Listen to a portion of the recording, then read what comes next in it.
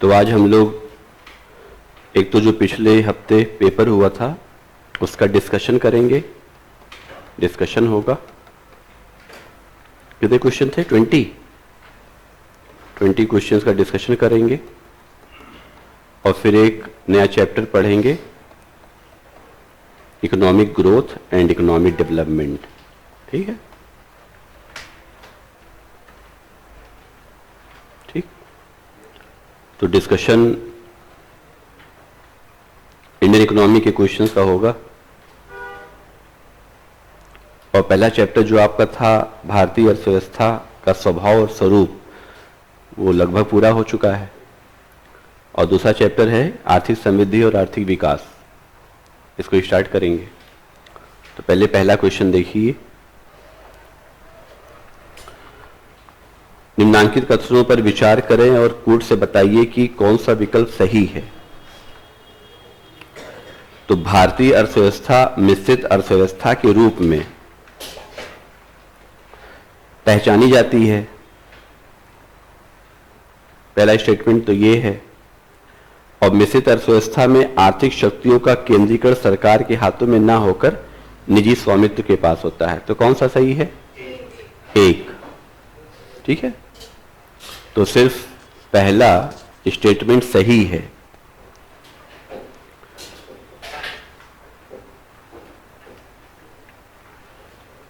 और ये सबको पता होगा कि इंडियन इकोनॉमी का नेचर मिक्स है। ठीक है, मिक्स नेचर मतलब क्या हो गया कि कैपिटलिज्म भी है और सोशलिज्म भी है। निजी क्षेत्रों का भी भागीदारी है और पब्लिक सेक्टर, सार्वजनिक क्षेत्रों की भी भागीदारी है। लेकिन ये बात गलत है कि केंद्रीकरण सरकार के हाथों में ना होकर निजी स्वामित्व, यही चीज नहीं है। तो आर्थिक शक्तियों का केंद्रीकरण सरकार के हाथ में ना होकर निजी स्वामित्व, ये बात सही नहीं है। मिश्रित अर्थव्यवस्था का मतलब ये है कि हाँ, उसमें निजीकरण तो है लेकिन स्वामित्व वाली कोई ऐसी बात नहीं है। अब ये रेशियो देखना पड़ेगा, क्या सरकार 50-50 कर रही है या सरकार 60-40 कर रही है या सरकार 70-30 कर रही है। लेकिन कभी भी ऐसा नहीं होगा कि भारत में पूर्ण रूप से केंद्रीकरण निजी हाथों में हो जाए, इसलिए दूसरा स्टेटमेंट गलत है। तो आंसर क्या होगा? सिर्फ केवल 1।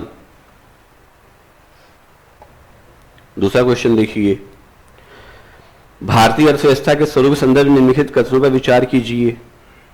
तो भारतीय अर्थव्यवस्था गांधीवादी समाजवादी, तो गांधीवादी समाजवादी अर्थव्यवस्था है। पहला स्टेटमेंट ये है। और गांधीवादी समाजवादी अर्थव्यवस्था में सार्वजनिक तथा निजी दोनों क्षेत्रों का सह अस्तित्व होता है। पूंजीवादी अर्थव्यवस्था में उत्पादन के सभी साधनों पर निजी स्वामित्व है। बताने कौन सा स्टेटमेंट सही नहीं है। तो देखिए, पहले तो सवाल पूरा पढ़ लीजिए, कौन सा सही नहीं है। तो अगर हम सही निकाल लें तो भी तो आंसर मिल जाएगा। तो भारतीय अर्थव्यवस्था गांधीवादी समाजवादी है या नहीं? नहीं है। और पिछली बार गांधीवादी अर्थव्यवस्था का मतलब बताया था हमने। गांधीवादी अर्थव्यवस्था क्या मतलब होता है? राम राज्य की स्थापना। और राम राज्य स्थापित हो नहीं सकता क्योंकि राम आदर्श हैं और आदर्श प्राप्त किया नहीं जा सकता। वही आदर्श जिसे प्राप्त नहीं कर सकते। तो भारतीय अर्थव्यवस्था समाजवादी प्रधान मिश्रित अर्थव्यवस्था है। तो पहला स्टेटमेंट सही नहीं है, इसलिए पहला सही है। क्यों? क्वेश्चन क्या पूछा था? सही नहीं है। तो अगर पहला सही नहीं है इसलिए पहला सही है। विकल्प के हिसाब से जो सवाल पूछ रहा है उसके लिहाज से पहला सही है। तो जहां जहां पहला होगा वो सही होगा। तो 2 और ये बी और डी तो हट गए।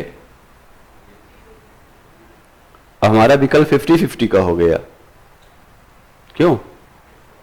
बी और डी तो हट गए ना, क्योंकि पूछा था कौन सा सही नहीं है, तो जो सही नहीं होगा वही हमारे लिए सही होगा, और एक सही नहीं है तो इसका मतलब एक जहां जहां है वो हमारे लिए सही है।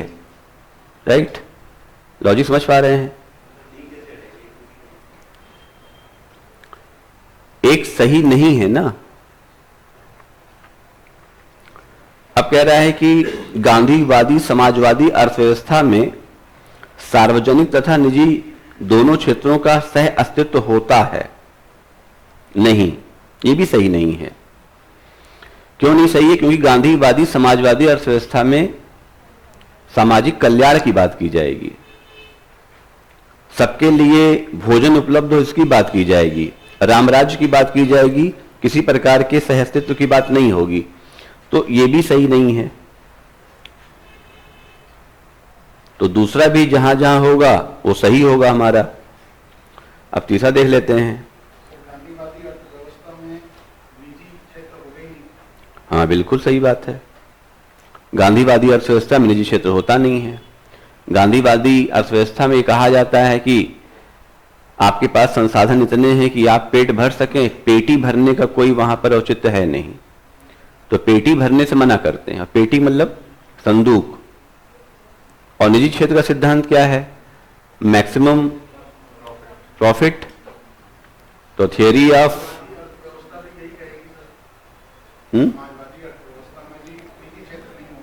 नहीं, देखिए, समाजवादी अर्थव्यवस्था में निजी क्षेत्र भले ही नहीं होगा, लेकिन समाजवादी अर्थव्यवस्था कोई ऐसी अर्थव्यवस्था नहीं है कि सबके कल्याण की ही हमेशा बात करेगा। समाजवाद का सिद्धांत अधिकतम कल्याण है, अधिकतम कल्याण है, केवल कल्याण नहीं है। जब हम समाजवाद की बात करते हैं तो अधिकतम कल्याण की बात करते हैं, मैक्सिमम वेलफेयर। लेकिन हम गांधीवाद की बात करते हैं तो कल्याण की बात करते हैं। गांधी विचारधारा, गांधी दर्शन क्या है? गांधी दर्शन यही है ना कि आप किसी को दुखी ना करिए, आप चोरी मत करिए, आप अहिंसा के रास्ते पर चलिए, अहिंसा परमो धर्म। सर्वोदय योजना भी है, सबके उदय की बात की जाती है। और सर्वोदय योजना के प्रतिपादक कौन है? जयप्रकाश नारायण। नाम सुने हैं ना, जयप्रकाश नारायण। तो जयप्रकाश नारायण कैसी अर्थव्यवस्था की बात करते थे? समाजवादी। तो चाहते थे समाज, देखिए समाज का मतलब होता है सम धन आज, तो आज के दिन सभी लोग समान हो जाएं, यही समाज है। और ऐसा संभव है नहीं।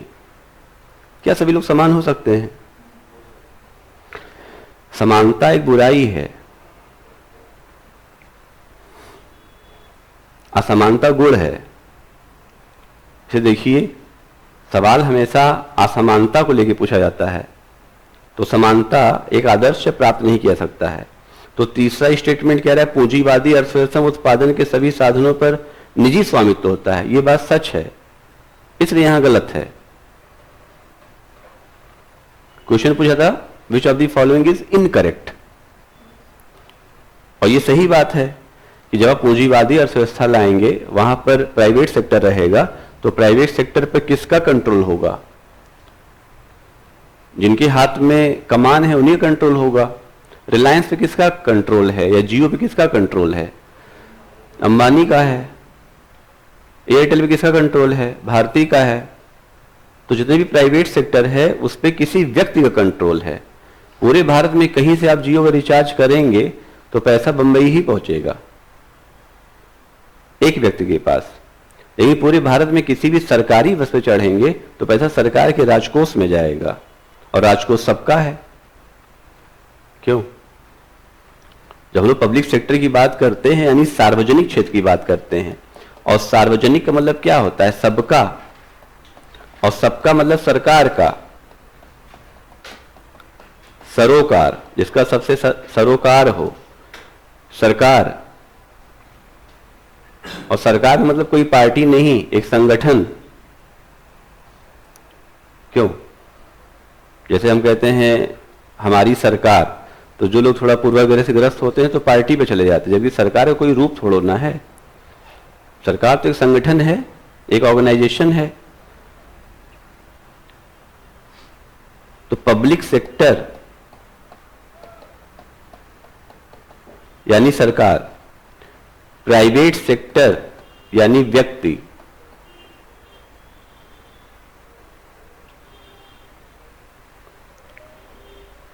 तो अगर आपसे पूछा जाए सार्वजनिक वस्तुएं क्या होती हैं, what are the public goods, क्या बताएंगे? तो सार्वजनिक वस्तुएं वे वस्तुएं होती हैं जिन पर सबका एक समान अधिकार होता है, जैसे सड़क। क्यों? सड़क एक सार्वजनिक वस्तु है। सरकारी अस्पताल एक सार्वजनिक वस्तु है। सरकारी स्कूल एक सार्वजनिक वस्तु है। और फिर उसी के विपरीत संकल्पना में निजी वस्तुएं आ जाती हैं। पूछा जाएगा what are the private goods. हम लोग ऑप्शन पढ़ाते हैं इकोनॉमिक्स, तो वहां पर पब्लिक गुड्स और private goods and merit goods आते हैं। तो प्राइवेट गुड्स क्या है? जिन पर कुछ ही लोगों का अधिकार होता है। मोनोपोली नहीं कह सकते हैं, कुछ लोगों का अधिकार। मोनोपोली मीन्स एक का अधिकार। मोनो माने एक, पोली माने क्या होता है? पोली माने विक्रेता। ठीक है, पोली मीन्स विक्रेता। तो मोनोपोली एक अलग संकल्पना है। मोनो मीन्स एक, पोली माने विक्रेता। तो निजी क्षेत्र का मतलब यह हुआ कुछ ही लोगों का अधिकार है। तो भारत में सरकारी क्षेत्र का मतलब जो सबके लिए ओपन है, और निजी क्षेत्र मतलब कुछ लोगों के लिए। ये भारत के लिए दुर्भाग्य है कि जब हम सड़कों पर चल रहे होते हैं तो दिमाग में हमारे ये चल रहा होता है, अच्छा ये पड़ गया, ये सरकारी है या निजी। हम बच्चों को स्कूल ये सोच कर भेजते हैं ना कि निजी स्कूल में भेज रहे हैं कि सरकारी स्कूल में भेज रहे हैं। चीन में ऐसा नहीं है। चीन में सब सरकार का है। वहां चलते समय पता नहीं चलेगा कि यार ये सरकारी प्रेमाइसेस है या निजी। देखिए, आप प्रेमाइसेस देख के जान जाएंगे कि सरकारी है या निजी। सरकारी अस्पताल का रंग दूसरा है, और दो अस्पताल खड़े हों, एक सरकारी एक निजी, तो आप देख के पहचान जाएंगे। इसका मतलब सरकार ने निजी क्षेत्रों को इतनी छूट दी है। उत्तर कोरिया में ऐसा नहीं है। उत्तर कोरिया में सब कुछ सरकारी है। उत्तर कोरिया में आप अपने प्राइवेट वाहन से नहीं जा सकते, अगर जाएंगे भी तो वहां पर चार्जेस बहुत ज्यादा हैं। तो इसलिए पब्लिक ट्रांसपोर्टेशन है, पब्लिक हॉस्पिटल्स है। तो अगर सरकारी और निजी क्षेत्र के बीच की खाई समाप्त करनी होगी तो सबसे पहले सरकारी और निजी शब्द हटाना होगा। हमारा निजी सरकारी जैसा दिखने लगे और सरकारी निजी जैसा दिखने लगे, तब खाई समाप्त होगी। तो अभी आप सरकारी अस्पताल में नहीं जाना चाहते, आप सरकारी स्कूल में नहीं जाना चाहते, समझ रहे हैं ना? रीजन क्या है? क्या रीजन है क्यों नहीं सरकारी जाना चाहते हैं? एफिशिएंसी अच्छी नहीं है, क्वालिटी की बात नहीं है। जितने अच्छे डॉक्टर सरकारी अस्पताल में हैं, प्राइवेट में नहीं हैं, क्योंकि सरकारी अस्पताल के डॉक्टर तो वेल क्वालिफाइड होंगे, और प्राइवेट अस्पताल में तो कोई भी बैठ सकता है। लेकिन वही सरकारी अस्पताल का डॉक्टर ही प्राइवेट क्लिनिक खोल लेता है, ये समस्या है। तो राष्ट्रीय आय में हम लोग पढ़ेंगे मिक्स इनकम, मिश्रित आय। तो मिश्रित आय वह आय होती है जिसमें एक व्यक्ति जिस रोजगार के लिए पैसे ले रहा है वो दोबारा उसी रोजगार को नहीं कर सकता है, लेकिन कोई और रोजगार कर सकता है। तो प्रायः हम लोग ये सोचते हैं कोई सरकारी अगर टीचर है तो कोई और काम नहीं कर सकता, ये गलत सोचते हैं। सरकारी टीचर फिर प्राइवेट पढ़ा नहीं सकता, लेकिन सब्जी बेचना चाहे तो बेच सकता है। मिक्स इनकम, मिक्स इनकम नाम सुने? मिश्रित आय। कोई सरकारी डॉक्टर है तो प्राइवेट क्लिनिक नहीं खोल सकता, लेकिन मोचीगिरी करना चाहे तो कर सकता है। और आपकी 6 घंटे की ड्यूटी या 8 घंटे की ड्यूटी सरकार दे रही है तो आपको वेतन तो 8 घंटे का दे रही है। बाकी अगर आप 4 घंटे और काम करना चाहें तो और काम कर सकते हैं।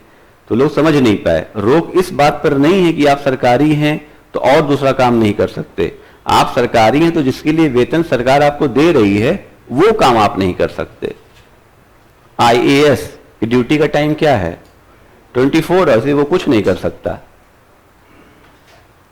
24x7 कभी भी आपको बुलाया जा सकता है, और दंगा समय देख के थोड़ा होता है, दंगा कभी भी हो सकता है। तो इसलिए सरकारी क्षेत्र और निजी क्षेत्र का सहअस्तित्व भारत के लिए थोड़ा सा खतरनाक है। आगे हम लोग पढ़ेंगे क्यों ऐसा है। क्योंकि निजी क्षेत्र से मोनोपोली होती है। तो इसमें क्या लगाएंगे? तीसरा सही हो गया स्टेटमेंट तो फिर सी लगेगा आंसर ना, सी सही है। अगला सवाल देखिए, क्वेश्चन नंबर 3, यह सत्य होगा कि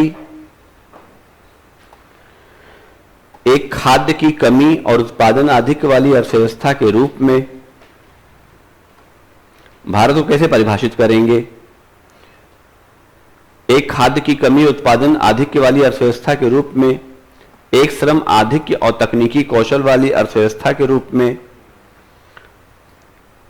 कमी वाली अर्थव्यवस्था के रूप में, सी एक व्यापार आधिक्य और रोजगार की अधिकतम वाली अर्थव्यवस्था के रूप में, एक पूंजी आधिक्य और कृषि पर निर्भरता वाली अर्थव्यवस्था के रूप में। क्या लगाएंगे आप? भारत कैसी अर्थव्यवस्था है? भारत एक ऐसी अर्थव्यवस्था है जहां पर लेबर बहुत ज्यादा है, तो लेबर ओरिएंटेशन ज्यादा है।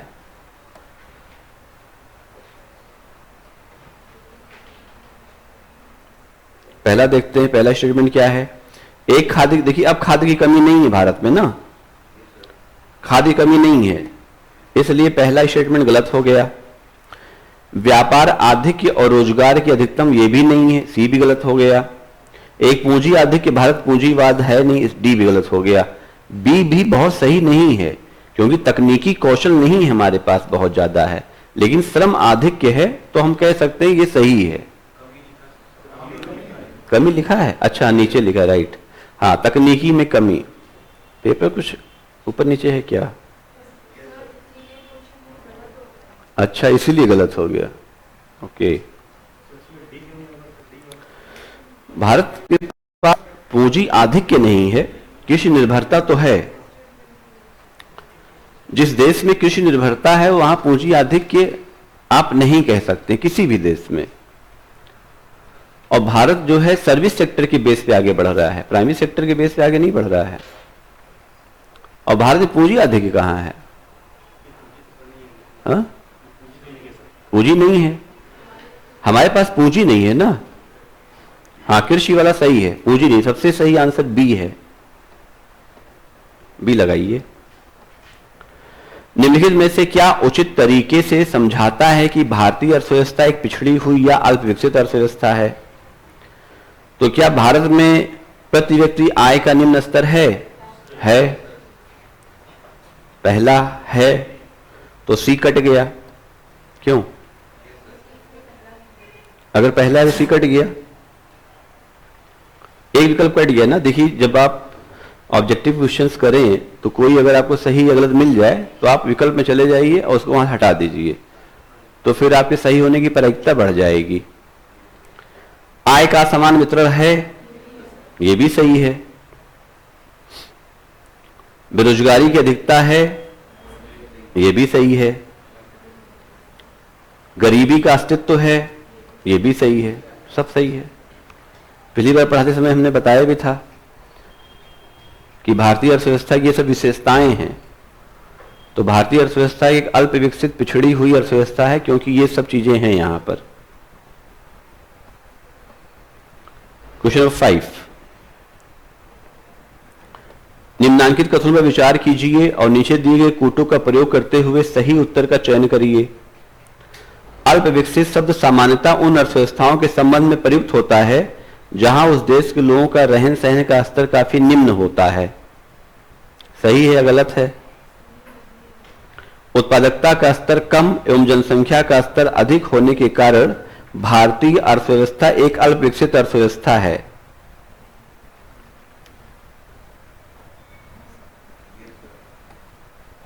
सही है ना? अब कहां है ये? तो बड़ा तकनीकी है सर का बोर्ड,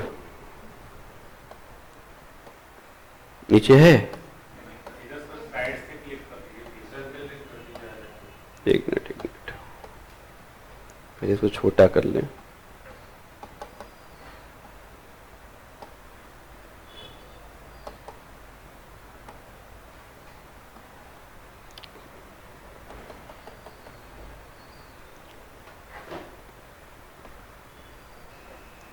अच्छा इधर है,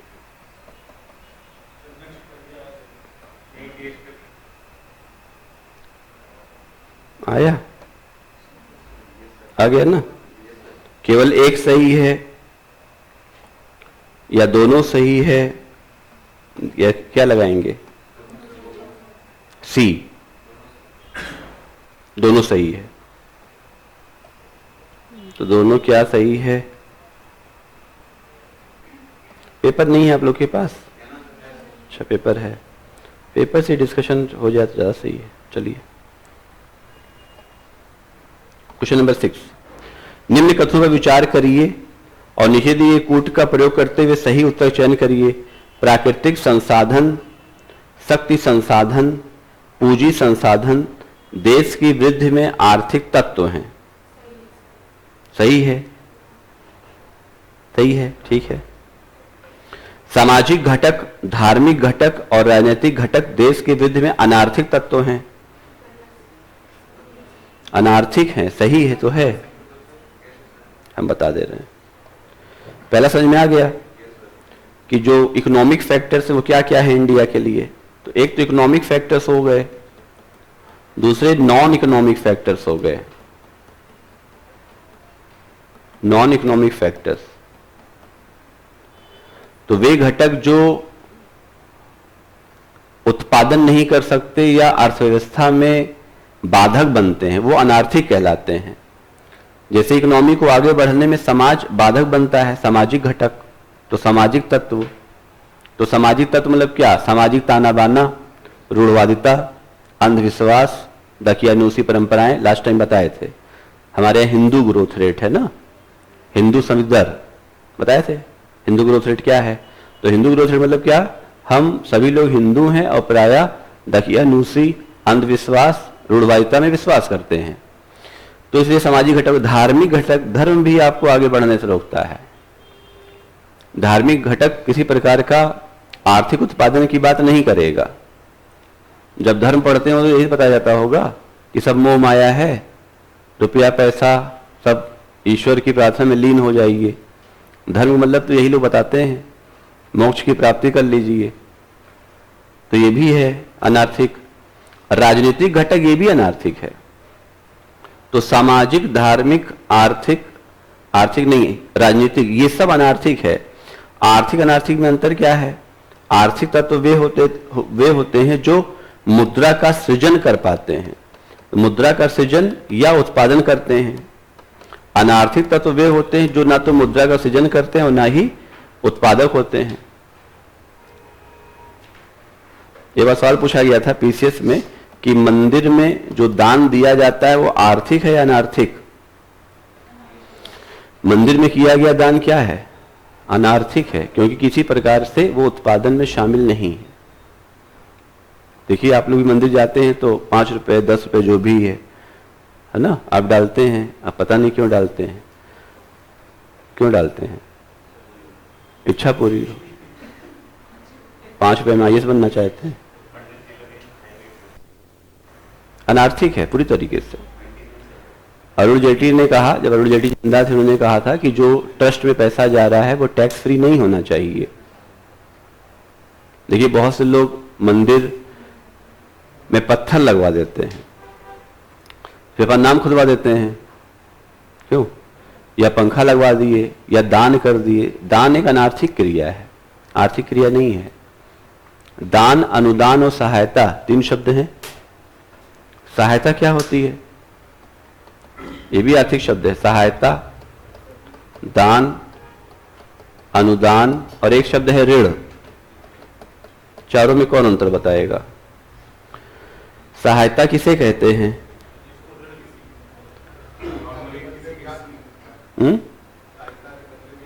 सहायता वाले ब्याज नहीं मिलेगा। और दान किसे कहते हैं? परमानेंट, जो देखे भूल जाए वो दान है। और अनुदान क्या है? जो वापस हो। हाँ, और ऋण क्या है? अच्छा, अब जैसे हम कुछ लिखना चाह रहे हैं इसमें,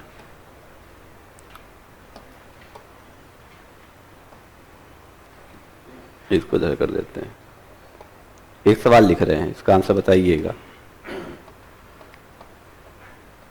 0% ब्याज दर पर किसी की गई सहायता है। विकल्प ए दान, विकल्प बी अनुदान, विकल्प सी ऋण, D none of the above.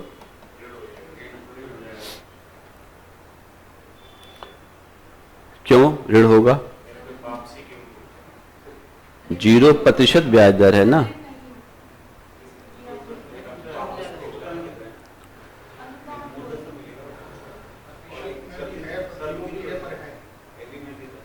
क्या है ये?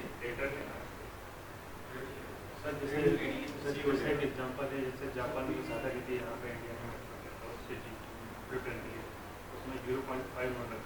0.5 है तो 0.5 तो है, उससे भी कम हो सकता है सर। तो कितना हो सकता है? बी अनुदान, ऋण ही होगा, ऋण होगा ऋण।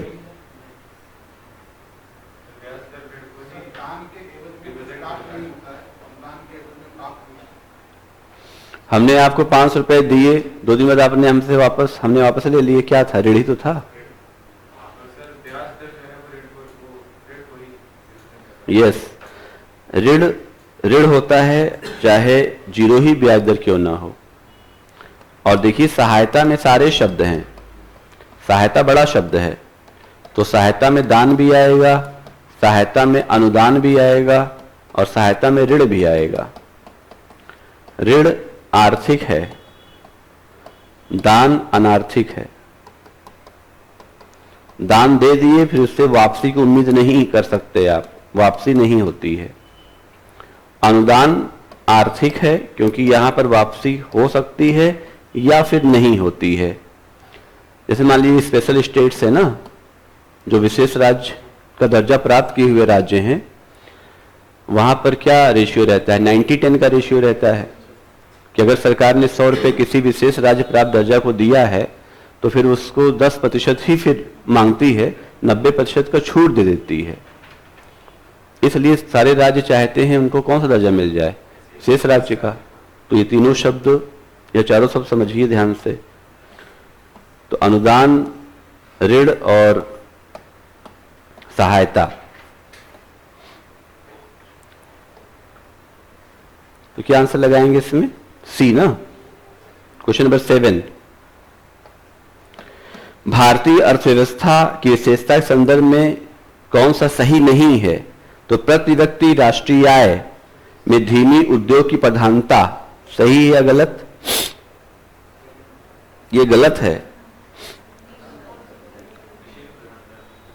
एक मिनट, नहीं, प्रति व्यक्ति राष्ट्रीय आय में धीमी, अच्छा धीमी है, ये विशेषता है, सही है, ये सही है ना, ये सही है, इसलिए ये गलत है। खोजना क्या है हम लोग को? सही नहीं है, पहला गलत हो गया, यानी बी वाला ऑप्शन हट गया। उद्योग की प्रधानता क्या है? भारत में उद्योग की प्रधानता है नहीं, ये भी गलत हो गया। 1 और 2 गलत हो गए।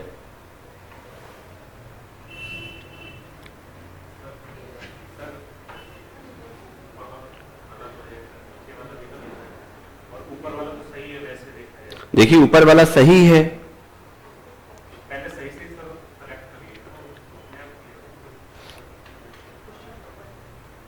क्वेश्चन ये कह रहा है भारतीय अर्थव्यवस्था की विशेषता के संदर्भ में कौन सा सही नहीं है। ठीक है, कौन सा सही नहीं है? तो पहला सही है, दूसरा गलत है। तो दूसरा गलत है यानी जहां जहां 2 होगा वो सही होगा, जहां जहां 2 होगा सही होगा। तो यहां 2 है और यहां 2 है, यानी बी और डी खत्म हो गए, क्योंकि 2 गलत है इसलिए जहां जहां 2 होगा वो सही होगा। अब उच्च प्रति व्यक्ति आय भी नहीं है भारत में, प्रति व्यक्ति आय तो बहुत कम है ना, $6700 है अप्रॉक्स, या 7000 मान लीजिए। भारत की प्रति व्यक्ति आय $7000 के करीब है, तो ये भी गलत हो गया। और पूंजी निर्माण की निम्न दर, ये सही है, इसलिए गलत है। तो सिर्फ गलत क्या क्या था, 2 और 3, और छांटना क्या था गलत, तो 2 और 3 सही हो गया। यूपीएससी में ऐसे सवाल बहुत आते हैं, पूछेगा कौन सा सही नहीं है, शायद टेंडेंसी हम लोग की सही करने की होती है। तो देखिए, ना तो भारत में उद्योगों की प्रधानता है, ना तो भारत में लोगों की आय बहुत ऊंची है, तो पर कैपिटा इनकम भी बहुत ऊंची नहीं है, कम है, और ना तो भारत एक इंडस्ट्री ओरिएंटेशन नेशन है। तो 2 और 3 गलत हो गया। ब्रिटिश हुकूमत से पहले भारतीय अर्थव्यवस्था के संदर्भ में निम्नांकित कथनों पर विचार करिए और नीचे दिए गए कूट का प्रयोग करते हुए सही विकल्प का चयन करिए। क्या दिया है, भारतीय अर्थव्यवस्था की प्रकृति ग्रामीण और अविकसित थी, सही है। नील, अफीम, मसाला आदि वस्तुओं का निर्यात किया जाता था, लिखवाए थे लास्ट टाइम। हाँ, क्या लगाएंगे आंसर? भारतीय अर्थव्यवस्था की प्रकृति ग्रामीण और अविकसित थी। अविकसित का मतलब है भारत कभी एक विकसित राष्ट्र नहीं था। भारत हमेशा से एक विकासशील राष्ट्र की श्रेणी में रहा है जब से ये कैटेगराइजेशन हुआ।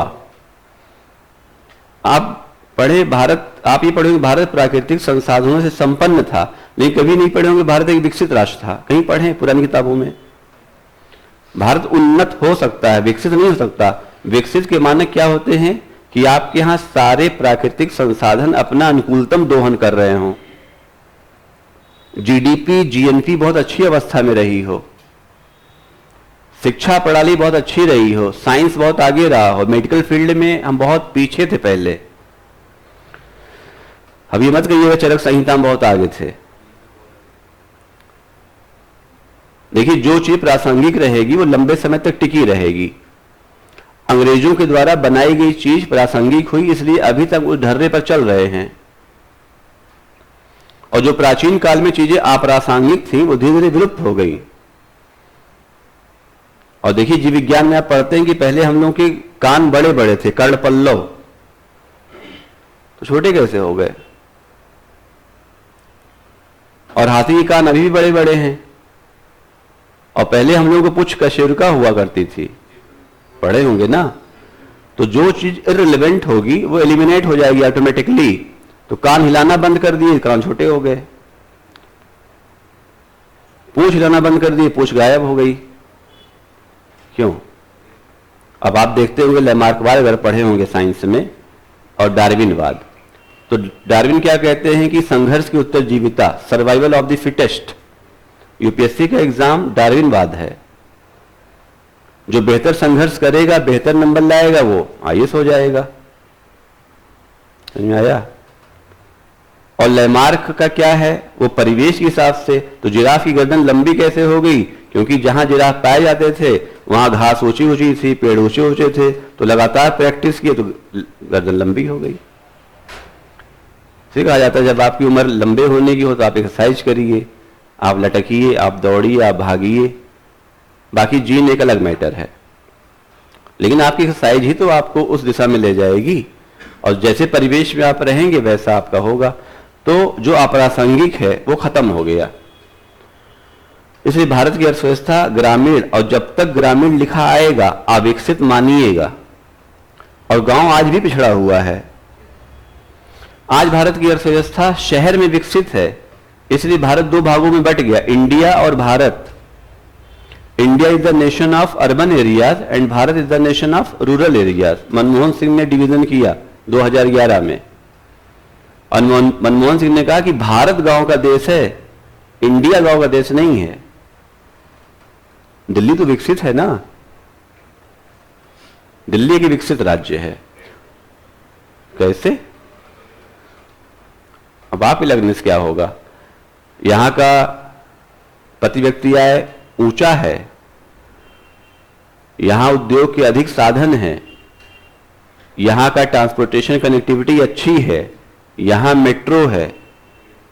क्यों हम मानक के आधार पे कहेंगे ना, हम अपनी सोच के आधार पे तो कहेंगे नहीं। आपका गांव पिछड़ा हुआ, अब आप कहेंगे कैसे? गांव में अभी बैलगाड़ी चल रही है। आज भी इलाहाबाद से जौनपुर जाने वाली जो एजे है वो 5 घंटा लेती है, और कई किलोमीटर है? 90 किलोमीटर। तो पिछड़ा हो गया ना, फिर जौनपुर पिछड़ा हो गया, इलाहाबाद थोड़ा सा आगे हो गया। तो जहां पर जो मानक अच्छे होंगे वो अच्छा माना जाएगा। तो दिल्ली के मानक जाहिर सी बात है आपके गांव से अच्छे हैं, इसलिए आप दिल्ली में हैं। और जहां ग्रामीण आ जाएगा वहां अविकसित लगाइएगा, क्योंकि भारत गांव का देश है और भारत एक पिछड़ा हुआ देश है। उस काल में नील, अफीम, मसाला इन सब का निर्यात करता था, ये बात सही है। तो दोनों लगाइए। क्वेश्चन नंबर 8 का सी लगा लीजिए। क्वेश्चन नंबर 9, आजादी के समय भारतीय अर्थव्यवस्था के संबंध में विचार करिए। कृषि उत्पादन में कमी थी, किसान गरीब थे, कृषि उत्पादकता विश्व में सबसे अधिक थी।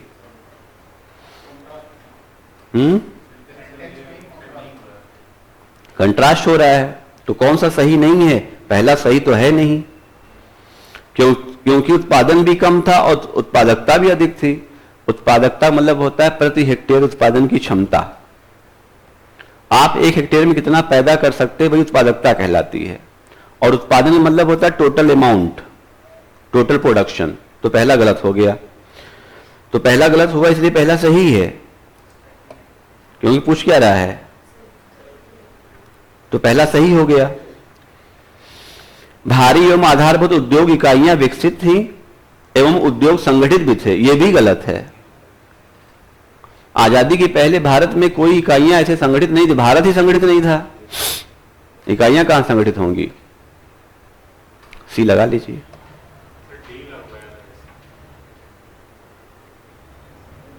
किसने डी लगवाया था?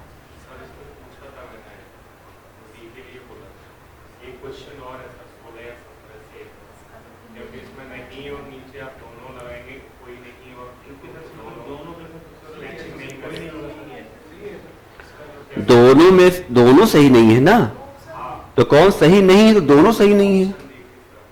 दोनों नहीं है और उसमें से कोई नहीं है। अच्छा, उपरोक्त में से कोई नहीं है, में से कोई नहीं सही नहीं है, और दोनों भी सही नहीं है। अच्छा, तो ये इसमें देखिए दोनों ही आंसर हो सकता है। तो किस से कॉपी चेक हुई है, डी से या सी से? सी से चेक हुई है, तो सी लगाइए, सी ही माना जाएगा। आपने डी लगाया था। क्वेश्चन नंबर 10, आजादी के पश्चात भारतीय अर्थव्यवस्था के संदर्भ में कौन सा कथन सही है? भारत में आर्थिक नियोजन को विकास का आधार बनाया गया है। सभी योजनाओं का प्रमुख एवं मौलिक उद्देश्य भारत में समन्वित एवं संतुलित विकास को प्रोत्साहित करना रहा है। प्रोत्साहित करना रहा है। क्या लगाए हैं आंसर आप लोग? अच्छा, एक और स्टेटमेंट है। हाँ, नियोजन काल में भारतीय अर्थव्यवस्था का संस्थागत ढांचा पर्याप्त रूप से विकसित हुआ है। तो ये तो तीसरा स्टेटमेंट सही है कि नियोजन काल में भारतीय अर्थव्यवस्था का संस्थागत ढांचा पर्याप्त रूप से विकसित हुआ। तो जब हम लोगों ने पंचवर्षीय योजनाएं अपनाई, 5 ईयर प्लान, तो बहुत सारी संस्थाओं का गठन भी हुआ। सामुदायिक विकास योजना कार्यक्रम का गठन हुआ। पंचवर्षीय योजना में ही हमने भाखड़ा, नांगल, हीरा कुंड, बांध परियोजनाओं का भी गठन किया। बड़ी बड़ी औद्योगिक इकाइयां लगाई। डाकघर की भी स्थापना योजना काल में की गई। स्पीड पोस्ट योजना काल में ही आया। और देखिए, पहली पंचवर्षीय योजना से लेकर के 12वीं पंचवर्षीय योजना, यानी 1951 से लेकर के 2017 तक 12वीं पंचवर्षीय योजना कार्यकाल क्या था? 2012 से 2017, यानी 60 वर्ष तो योजनाएं चली हैं अगर हम पंचवर्षीय योजनाएं माने। और बीच बीच में योजनाओं का अवकाश भी हुआ। 1966 से 1969 पहला योजना अवकाश हुआ। 1978 से 1980 फिर ब्रेक हुआ। 1990 से 1992 2 साल का 3 बार योजनाएं ब्रेक हुई हैं। 1966 to 1969, 1978 to 1980 एंड 1990 to 1992, 1990 से 1992। सवाल पूछा जाता है भारत में योजना अवकाश कब हुआ, तो योजना अवकाश नाम सिर्फ 1966 से 1969 को दिया गया है, दैट इज प्लान हॉलीडे।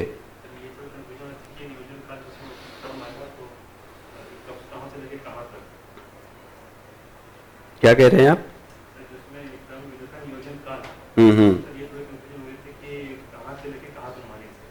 नियोजन काल का मतलब पंचवर्षीय नियोजन 1951 से 2017, ठीक है। 1951 अब तो है नहीं पंचवर्षीय योजना, अब कौन सी योजना चल रही है? नीति आयोग योजना है। जो योजना चल रही है उसका क्या नाम है? अभी जो योजना चल रही है भारत में, बताइए। अरे वो खत्म कर दिया, योजना तो चल रही है, 15 वर्षीय नियोजन चल रहा है, तो उसका क्या नाम है? उसका नाम नीति आयोग है, नीति आयोग योजना है। रोलिंग प्लान चल रहा है। दीर्घ विषय नियोजन, दीर्घ विषय लॉन्ग विजन प्लानिंग चल रही है ना। 15 वर्ष की जो योजना है इसका क्या नाम दिया गया? दीर्घ विषय। लिख देता हूं, सब पेपर वगैरह पढ़ा करिए, सब शब्द आएगा।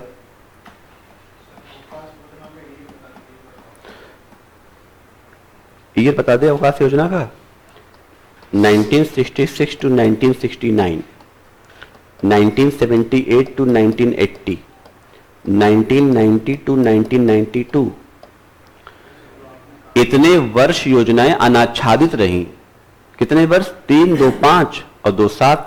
अगर सवाल ऐसे पूछता है कि how many years plans were uncovered, अगर अनकवर्ड पूछेगा तो 7 वर्ष, और पूछेगा कि पहली बार योजना अवकाश कब हुआ तो 1966 से 1969। अब पूछेगा कितनी बार योजना अवकाश हुआ, सिर्फ एक बार, ओनली वन टाइम, क्योंकि योजना अवकाश नाम सिर्फ दिया गया 1966 से 1969 को, और 1978 से 1980 का क्या नाम था? Rolling plan, right. आवर्ती योजना, उसका नाम क्या था? आवर्ती योजना। और 1990 से 1992 क्या कहा गया? द्विवार्षिक नियोजन। अलग अलग सबका नाम है। इसका नाम द्विवार्षिक नियोजन है, इसका नाम रोलिंग प्लान है, और इसका नाम है योजना अवकाश। तो रोलिंग प्लान किसने दिया भारत में? अर्थशास्त्री गुरनार मेर्डल ने। कुछ याद आ रहा है? गुरनार मेर्डल। तो इसमें क्या लगाए थे आंसर 10 का? डी। हाँ,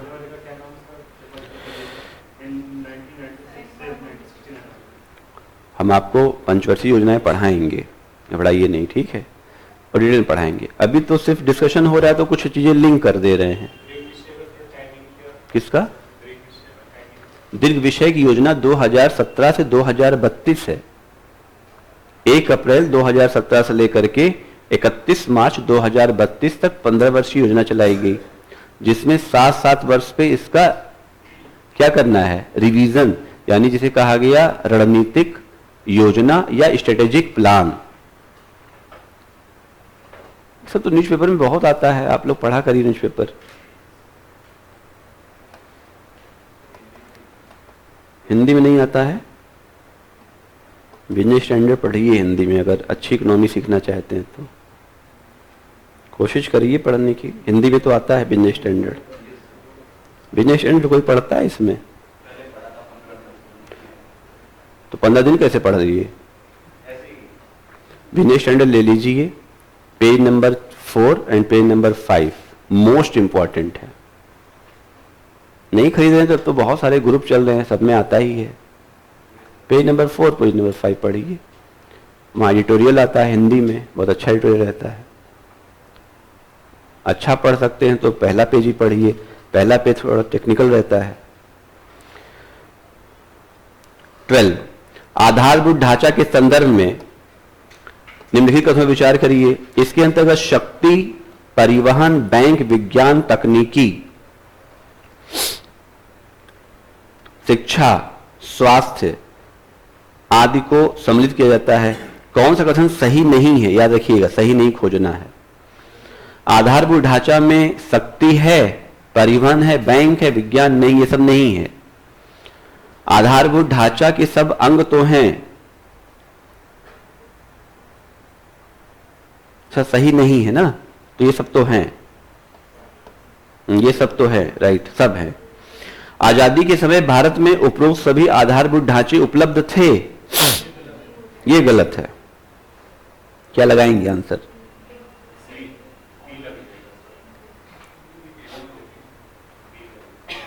12 का बी ऑप्शन होगा, केवल 2। समझ में आ रहा है क्यों है ऐसा? क्योंकि गलत है, सही नहीं है। क्वेश्चन नंबर 13, निम्नलिखित कथनों पर विचार करिए और कूट कूट से सही विकल्प का चयन कीजिए। कूट कूट क्या है? हाँ, कूट का चयन करना है। विकास का भारतीय मॉडल केवल व्यक्ति के हितों की सुरक्षा करता है और मिश्रित अर्थव्यवस्था व्यक्ति और राज्य दोनों के हितों की सुरक्षा करता है। क्या आंसर लगवाया गया था इसमें? पहला तो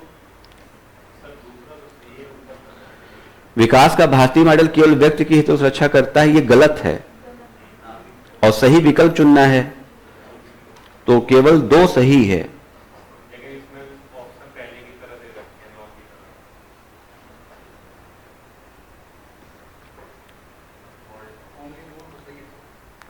तरह। 13 का बी ही तो लगवाया गया था, तो सही तो है, क्या दिक्कत है?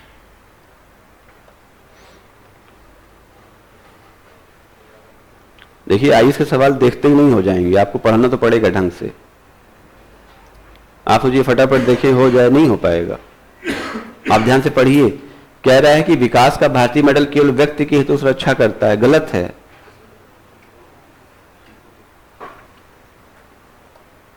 भारत का जो मॉडल है वे व्यक्ति और संस्थाओं दोनों के हितों की सुरक्षा करता है और बहुत सारी संस्थाएं जो व्यक्ति से जुड़ी हैं, न्यायालय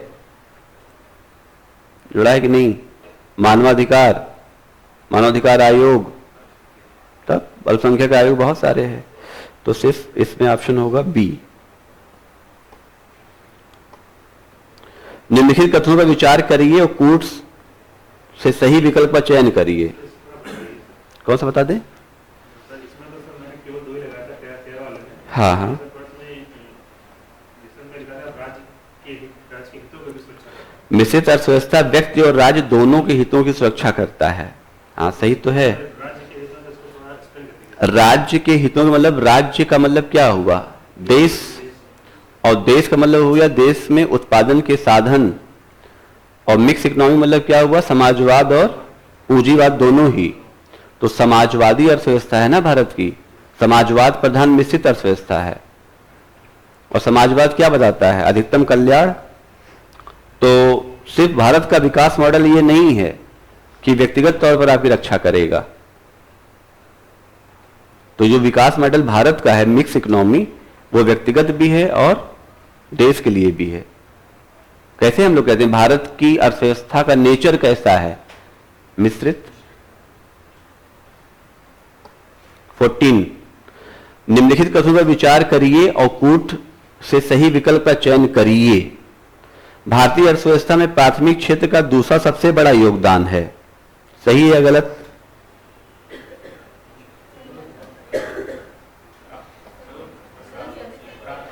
और भारतीय अर्थव्यवस्था में सेवा क्षेत्र का योगदान सबसे अधिक है, दूसरा सही है, पहला गलत है। भारतीय अर्थव्यवस्था में सेवा क्षेत्र का सबसे बड़ा योगदान है, फिर विनिर्माण क्षेत्र का है, फिर प्राथमिक क्षेत्र का है। ये पहले था, अब चेंज हो गया, तो अब के हिसाब से लगाएंगे। क्या आंसर लगाए हैं? केवल 2।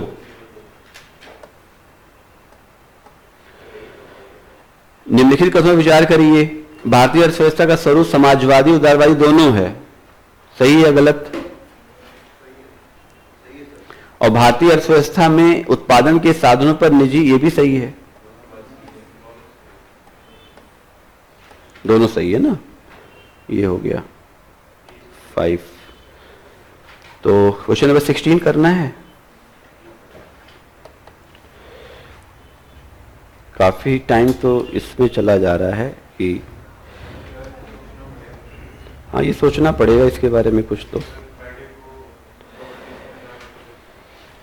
नहीं, 2 घंटे से नहीं जा रहा है, बस हाथ सेट होने की बात है ना। जैसे अभी हम लोग तो बोर्ड पे ही पढ़ाते आए हैं हमेशा से।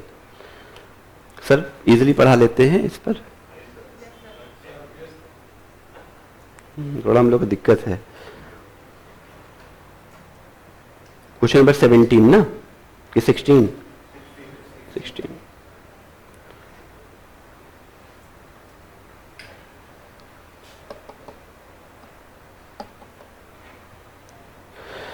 आय का समान वितरण, उच्च निर्भरता दर, कृषि पर निर्भरता, कौन सा भारतीय अर्थव्यवस्था से संबंधित नहीं है? देखिए, उच्च निर्भरता दर तो है, ये सही है, ये सही है। कृषि निर्भरता भी, ये भी सही है। तो आय का समान वितरण नहीं है, केवल एक।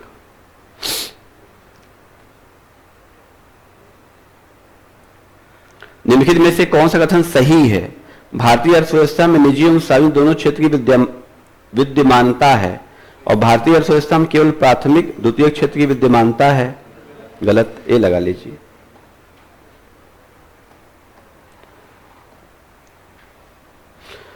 मिश्रित अर्थव्यवस्था का मतलब क्या होता है? जहां कृषि और उद्योग दोनों समान महत्व के हैं,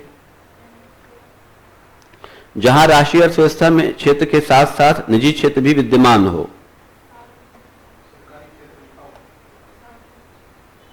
क्या लगाए हैं? जहां राष्ट्रीय अर्थव्यवस्था में भूमंडलीकरण की प्रक्रिया भारी मात्रा में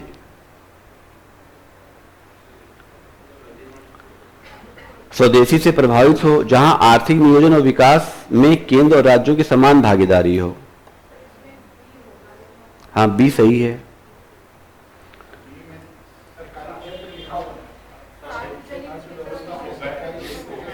जहां राष्ट्रीय अर्थव्यवस्था में सार्वजनिक क्षेत्र के साथ साथ निजी क्षेत्र, ये सार्वजनिक होना चाहिए था, मिसप्रिंट है, तो बी लगाइए। आप लोगों ने क्या लगाया था? बी। 19 का आंसर देखिए। भारतीय अर्थव्यवस्था अल्प विकसित है क्योंकि यहां पर आय में समानता अधिक है। गलत है ये तो, इसलिए सही है। क्योंकि क्या खोजना था इसमें? कौन सा सही नहीं है? भारतीय अर्थव्यवस्था अल्प विकसित है क्योंकि यहां कृषि पर निर्भरता दर ऊंची है। ये सही है, इसलिए गलत है। क्यों? Question number 20। नियोजन अवधि के संदर्भ में सही विकल्प का चयन करिए। उद्योग के तीव्र विकास से भारत का आयात कम हुआ है। हाँ, सही है। भारत निर्यात उन्मुखी अर्थव्यवस्था बन गया। गलत है। भारत में भी हाँ आयात हो रहा है, निर्यात कम होता है निर्यात नहीं, कम, केवल एक। चलो खैर, पहले का हम लोग देख लें। लोह इस्पात कोका कोला, लोह इस्पात सिएटल, कोका कोला पिट्सबर्ग, वायुयान निर्माण, तेल परिशोधन ह्यूस्टन। क्या आंसर होगा इसका भाई? पहले का मतलब 21 का। 21 का आंसर आप देखोगे, लोह इस्पात के लिए पिट्सबर्ग फेमस है। मैंने पढ़ाया था, आप लोगों को याद हो, मतलब लिखवाया भी था। Iron steel capital of the world भी कहा जाता है क्योंकि अपलेशियन क्षेत्र में स्थित है ये। कोका कोला बनता है बेटा अटलांटा में। ये यूएस का बड़ा फेमस नगर है। कोका कोला और पेप्सी ये दोनों बनते अटलांटा शहर में, शायद जानते हो आप लोग। सिएटल दुनिया का सबसे बड़ा वायुयान निर्माण करने वाला केंद्र है। ये है यूएस में। ये मैंने इसलिए क्वेश्चन दिया था, कई बार करंट में बना रहता है। पिछले 2 साल से तो पीएम हमारे यूएस नहीं जा रहे हैं, परंतु उससे पहले की यात्राएं आप लोग देखो तो पीएम जब भी यूएस जाते थे तो सिएटल में अक्सर उनकी बैठक होती थी। सिएटल से संबंधित तुम लोग कई सारे राउंड की बैठकों की सुनते होगे, WTO और कई तरह की बैठक, तो सिएटल जानना चाहिए। सिएटल क्यों फेमस है? कभी आप देखेंगे वायुयान निर्माण में तो दुनिया की सबसे बड़ी कंपनी वायुयान निर्माण की कौन सी है? बोइंग है।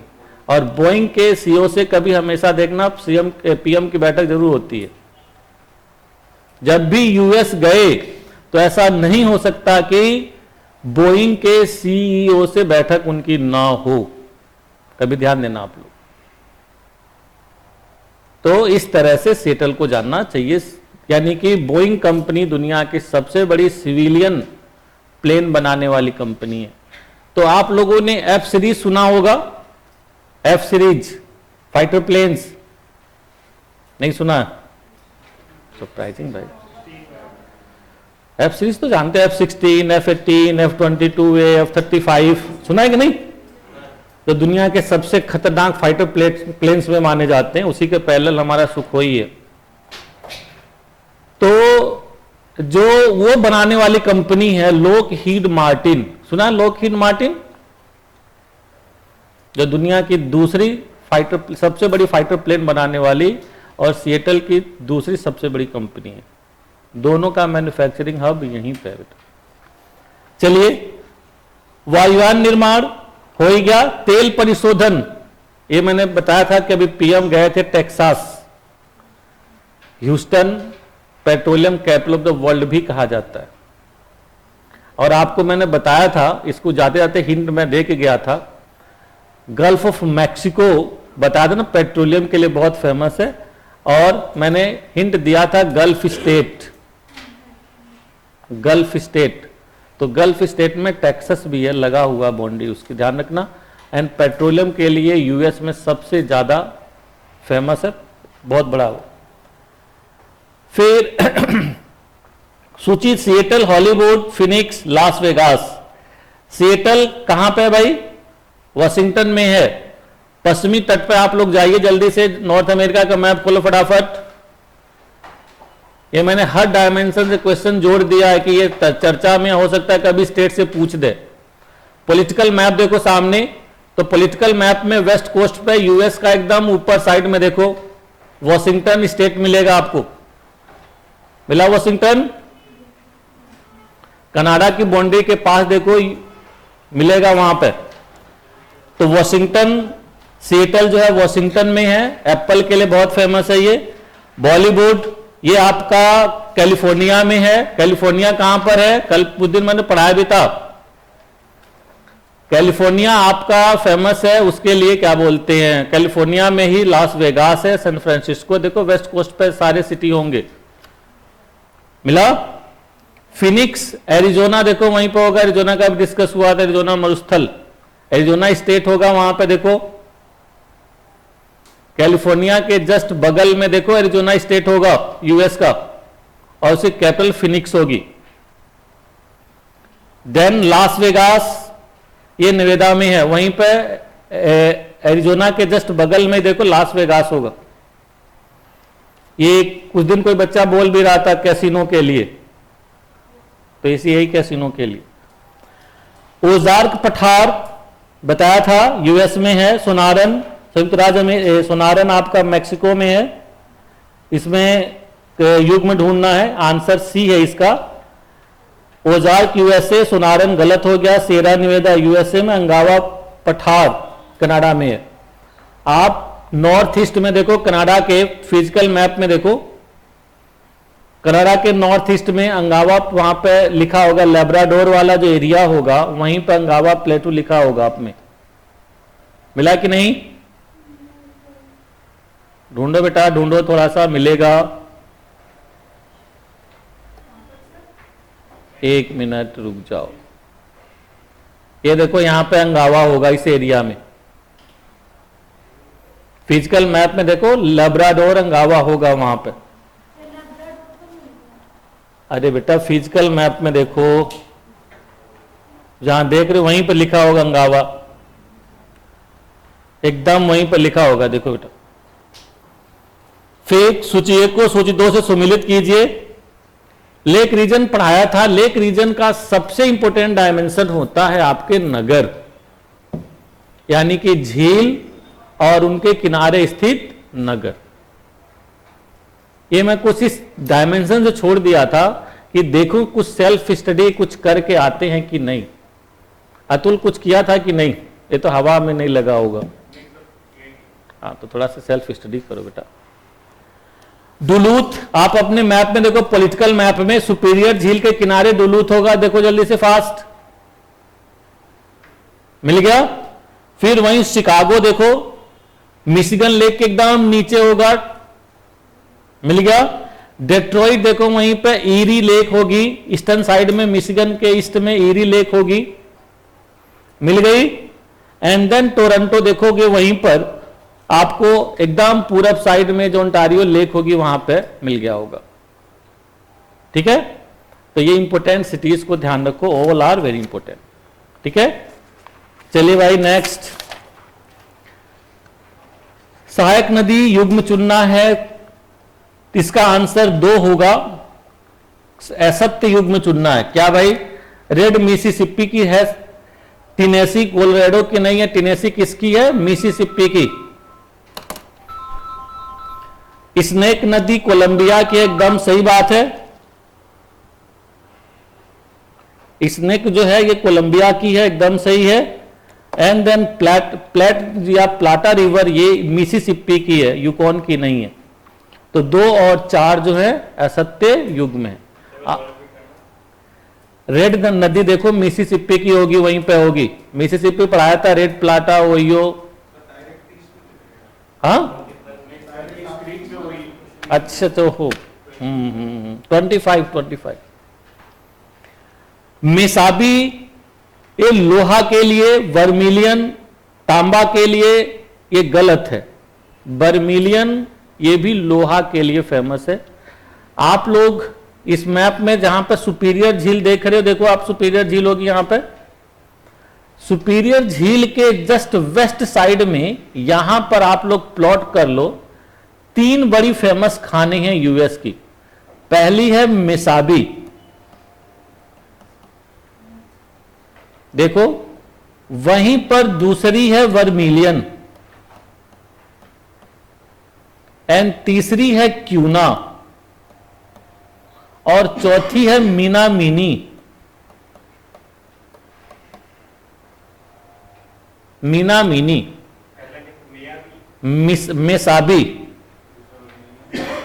दूसरी है आपकी वर्मिलियन, तीसरी है क्यूना,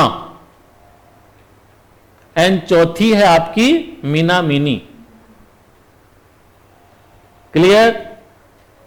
और ये चारों हैं लोहा के उत्पादन के लिए, लोएस के लिए फेमस है।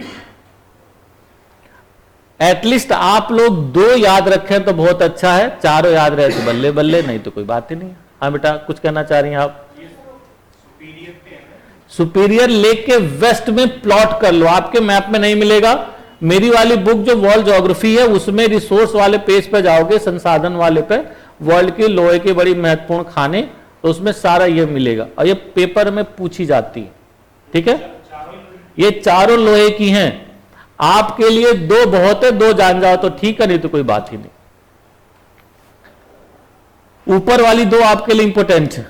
तो वर्मिलियन तांबा के लिए नहीं, लोहा के लिए है।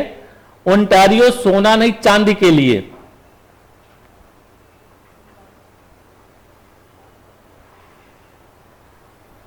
तीन 1 मिनट में साबिल लोहा हो गया, सही नहीं है। तो वर्मिलियन गलत है, और सुलविन ये आपका उसके लिए, ओंटारियो में बगल में सोना भी मिलता है, चांदी भी मिलता है, दोनों मिलते हैं। ठीक है, तो ये दोनों कर लो। एंड सुलविन वगैरह तांबा के लिए फेमस है, ये यूएस की खाने है। ये याद रहेगा। चलिए भाई, आंसर हो गया 2 और 4। 26 ग्रांड कूली, ये सब बताया था, बांध तो मैंने बताई थे आप लोगों को। देन फिर इसका आंसर डी हो जाएगा, ग्रांड कूली कोलंबिया सही नहीं है। बोन बीले किस पे है? कोलंबिया पे। ये पार्कर कोलोराडो पर है। बोल्डर ये भी कोलोराडो पे है। देन निम्नलिखित में कौन सा युग्म सही नहीं है? यूनिट कनाडा बताया था, यूनिट के मिसाइल, यूनिट और कौन सी दूसरी बताया था? एस्किमो, 2 जनजाति मैंने बताया थे कनाडा की। रेड इंडियंस यूएसए में है। मसाई कहां पे है? कीनिया में। ये बड़ी फेमस ट्राइब है दुनिया की, ध्यान रखना, ये पेपर में आती भी है। यानी कि मैंने इसलिए दे दिया कि ये तीनों ही जानो तो अपने आप आंसर निकल आएगा। कई बार ध्यान रखना, यदि कोई चीज सही से पढ़ी हुई है तो जो क्वेश्चन पूछा गया है उसका आंसर आपको पता नहीं होगा एग्जैक्ट, बट दूसरी चीजों का आंसर पता होगा, उससे भी उसका आंसर निकल आता है कि कह रहा कौन सा सही नहीं है, तो ऊपर वाले यदि 3 जानते हैं तो चौथा आंसर अपने आप वही होगा। बताया था, इनूट कनाडा, एस्किमो कनाडा और रेड इंडियंस यूएसए।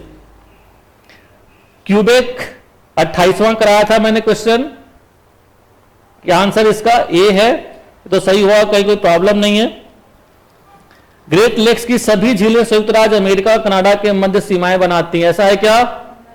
नहीं, ये लाइन लिखवाया भी था शायद, तो ये आंसर, ये स्टेटमेंट गलत हो गया। कौन सी नहीं बनाती है?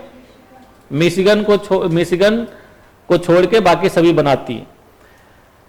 यूएस का पेंसिल्वेनिया क्षेत्र से बढ़िया प्रकार का कोयला प्राप्त होता है। पेंसिल्वेनिया कहां पर है भाई? वही है आपका अपलेशियन क्षेत्र, देखो वहीं पर राज्य होगा, पेंसिल्वेनिया राज्य होगा। ये इनडायरेक्टली क्वेश्चन मैंने पूछा हुआ। निम्नलिखित पर विचार कीजिए, रेड टेनेसी, ये तो आप देख ही रहे हैं, इसका आंसर बी होगा। फिर लो एस कोयला पेट्रोलियम, लो एस के लिए सुपीरियर झील, अभी मैंने बताया था मेसाबी बर्मिलियन वगैरह। कोयला के लिए पेंसिल्वानिया यानी कि अपलेशियन क्षेत्र, पेट्रोलियम के लिए गल्फ तटीय क्षेत्र और तांबा के लिए एरिजोना, तो आंसर हो गया बी। फिर निम्नलिखित Butte Hill, Chicago, Wisconsin, New Orleans. Chicago आप लोग जानते होंगे दुनिया का सबसे बड़ा रेलवे जंक्शन है। बूटे हिल्स तांबे की यूएस की सबसे बड़ी खान है। विस्कॉन्सिन डेयरी उत्पादन के लिए, और न्यू ऑर्लियंस ये लुसियाना जो स्टेट है, यानी गल्फ कंट्री में, गल्फ ऑफ मैक्सिको में जो भी तेल पैदा होता है वो जाता है आपका न्यू ऑर्लियंस में। कनाडा में अवस्थित निम्नलिखित झीलों का उत्तर से दक्षिण सही क्रम बताइए, क्या आंसर होगा? बताया था, सबसे ऊपर कौन सी होगी? Great Bear, Great Slave, BSA formula आप लोग ध्यान रखना। ऊपर कौन सी है? Great Bear, then Great Slave, then Athabasca, then Reindeers वगैरह विनीपेग हैं। देखो अपने फिजिकल मैप में बेटा थोड़ा सा भूगोल ना डिफरेंट तरह का है, भूगोल में कंसंट्रेट करना पड़ता है। भूगोल का मतलब है थोड़ी मेहनत, सिंपल सा फंडा है, बाकी अलग बात है। निम्नलिखित उद्गमों पर विचार कीजिए, अथाबास्का, फिर ये सारी आ गई खनिज। कनाडा, अथाबास्का में क्या मिलता है मैंने बताया था आप लोगों को, यूरेनियम सिटी है वहां पर। क्या कह रहा? दक्षिण से उत्तर, तो दक्षिण से उत्तर लगा लीजिए भाई, बी फॉर बॉम्बे हो जाएगा। यस, एक मिनट, अथाबास्का, अच्छा डी फॉर देलई हो जाएगा, है ना, डी फॉर देलई हो जाएगा। अब देखो उत्तर बनाने में एक यही मिस्टेक्स कई बार हो जाती हैं किसी से भी, कि हम इंस्ट्रक्शन नहीं पढ़ते, कि मैं भी आंसर बनाया तो मैं उत्तर से दक्षिण पढ़ लिया। यही बच्चों के साथ पेपर में कई बार होता है। तो जब आप बार बार प्रैक्टिस करेंगे तो इस तरह की गलतियां खत्म हो जाती हैं। इंस्ट्रक्शन क्या है उसको ध्यान से देखेंगे। देन कनाडा के क्षेत्र भाई, कनाडा के क्षेत्र में जब आप बच्चों जाएंगे तो अथाबास्का यूरेनियम के लिए हो गया। लेब्राडोर लोएस के लिए सैफर विले खान है एक, इस एरिया में जो अंगावा प्लेटू है, देखो यहां पे सैफर विले है, सैफर विले, ये आपको यहां पर मेंशन नहीं मिलेगी, पर इस एरिया में अंगावा प्लेटू के रीजन में वहीं पर प्लॉट कर लो। कनाडा की बहुत बड़ी लोहे की खान है। सडबरी तांबा के लिए, कल उस दिन जिक्र भी हुआ था। ब्रिटिश कोलंबिया जिंक वगैरह के लिए। आंसर ए हो जाएगा।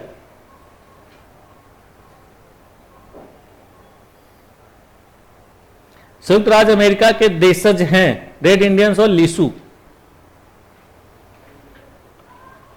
ये डैम्स आगे फिर quick dam, fort pack dam, Bonneville, Parker. बताइए भाई, बोनविले किस पे है? कोलंबिया पे। पार्कर कोलोराडो पर। फोर्ट पैक आपका मिलेगा मिसिसिपी पर। उसका आंसर देख लो क्या हो जाएगा। 1 का 4, सी का 1 हो गया, कोलंबिया। आंसर सी हो जाएगा। आंसर सी होगा। डैम, ये मैपिंग जब आप लोगों से मैंने कहा कि थोड़ा सा कट एंड ड्रॉ ले लो, और कट एंड ड्रॉ मतलब खाली मैप की बुकलेट और थोड़ा मैप भर लो, तभी बेटा लोकेशन बेस्ड क्वेश्चन आप लोग निकाल पाओ। जैसे देखो वो बच्चा लिया हुआ कट एंड ड्रॉ, तो मैप का थोड़ा काम जब होगा ना तब इमेजिनेशन डेवलप होगी। लिखो ये, संयुक्त राज्य अमेरिका के मानचित्र में 1, 2, 3, 4 से कुटित नगरों को पहचान कीजिए। ये पेपर में पहले कभी पूछा भी है, बहुत पहले आए हुए क्वेश्चन है, 1, 2 इसमें पूछा हुआ है। आप लोग ब्रिटिश कोलंबिया में जाओ तो देखो वहीं पे मिलेगा पोर्टलैंड, सिएटल के बगल में पोर्टलैंड होगा। मिला कि नहीं? आप लोगों ने पोर्टलैंड सीमेंट सुना होगा, सीमेंट पर लिखा होता ना पोर्टलैंड, यहीं से है बेटा। मिल गया पोर्टलैंड सबको? ब्रिटिश कोलंबिया नहीं, वॉशिंगटन में। उसी के जस्ट बगल में होगा, सिएटल के बगल में होगा पोर्टलैंड। क्या बेटा? हाँ मतलब यूएस में है, वॉशिंगटन स्टेट में। अतुल को नहीं मिला अभी? अतुल देख कहां रहा है?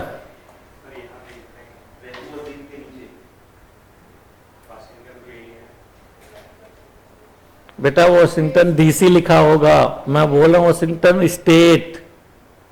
इसका मतलब अभी सिएटल में नहीं पहुंचे थे वहां पे भी।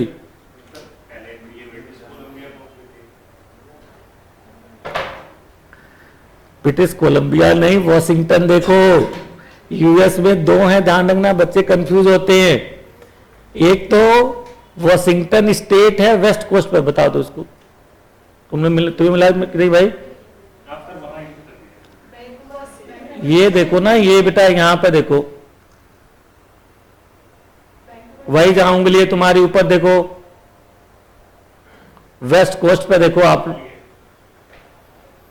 इसका मतलब पहले वाले में तुम्हें नहीं मिला होगा। घर पे जाके सुनो, घर पे जाके बेटा 2 घंटा 1 घंटा थोड़ा मैपिंग पे काम कर लो सभी लोग, ठीक है? इसीलिए मैं सबसे पहले यही पढ़ाया कि भाई दुनिया घूम लोगे तो मैपिंग पर जो भी आगे कंसेप्ट होंगे तुरंत रिलेट करने में आसानी होगी, ठीक है? रिसोर्स का डिस्ट्रीब्यूशन, जैसे ये पूरा रीजन एप्पल के लिए बहुत फेमस है, तो बात है भाई एप्पल क्यों होता है? आप लोगों ने वॉशिंगटन एप्पल्स देखे होंगे, कुछ एप्पल लाल लाल से मार्केट में आते, लंबे से आते, कभी देखे आप लोगों ने? बड़े रेडिस होते हैं, बहुत ही रेडिस, और कुछ लंबे से होते हैं। अपने हाथों वाले गोल से होते ना, हल्के गोल से होते, वो गोल लंबे से होते। मार्केट में वो आते हैं तो यहीं से आता है। तो ये माउंटेन्स देखोगे, वहीं पे कैस्केड रेंज होगी, देखो वहां पे कोस्ट रेंज होगी, रॉकीज होंगी, इनके ढालों पर सब खेती होती है। नहीं विश्वास तो इकोनॉमी मैप में जाके देख लो। अतुल कह रहा होगा अरे यार ये कैसे हो सकता है? जो भी चीजें देखनी कभी इकोनॉमी मैप पे पलटो, इससे तुम्हारी इंफॉर्मेशन जो होती है ना हमेशा परिपक्व होती है। अच्छा हाँ ये बात सही है, ऐसे ऐसे, ठीक। इकोनॉमी मैप देखने की आदत डालो, चलो, अदरवाइज फिर बार बार रटना पड़ता है। नेक्स्ट फिर हॉलीवुड देखो, वहीं पर नंबर 2 हॉलीवुड होगा। हॉलीवुड मतलब लॉस एंजल्स, तो नंबर 2 क्या हो गया? हॉलीवुड। फिर वहीं पर आप लोग देखोगे नंबर 3 फिनिक्स होगा।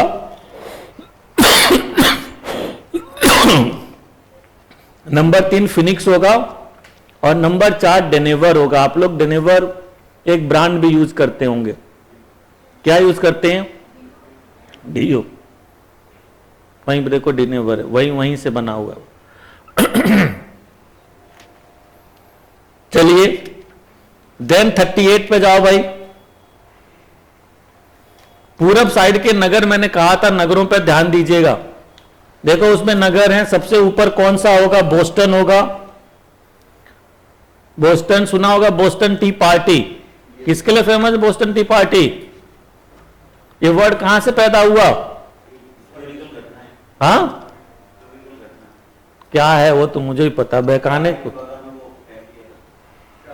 चाय के बागानों को फेंक दिया। चाय के जो बड़े बड़े बोरियां थी, सब बोरियां बोस्टन में फेंक दी गई थी। बोस्टन शिक्षा के लिए बहुत फेमस है। वहीं पर नीचे देखो बाल्टीमोर होगा, कॉटन इंडस्ट्री के लिए, इन सबके लिए फेमस है। नीचे आओगे बर्मिंघम, एकदम नीचे आओगे तो न्यू ऑर्लियंस मिलेगा कोस्ट पर। ये पॉलिटिकल मैप में मिलेगा सिटी सारे। यानी कि यहां देखो, इधर ऊपर आपको मिलेगा बोस्टन, देन फिर उसके नीचे आओगे तो बाल्टीमोर मिलेगा, देखो वहीं पे। देन फिर यहां पे नीचे आओगे बर्मिंघम मिलेगा, एंड देन यहां पे आओगे तो न्यू ऑर्लियंस मिलेगा। मिल गए सारे।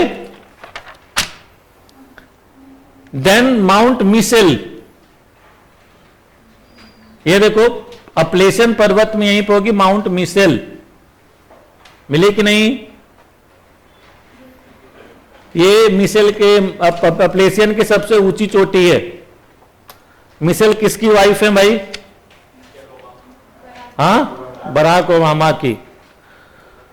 आप उधर पढ़ के भी आए थे, मेस्टिजो, मुलाटो, जैम्बो, कुछ तो किस श्रेणी में आते हैं वो बराक ओबामा जी?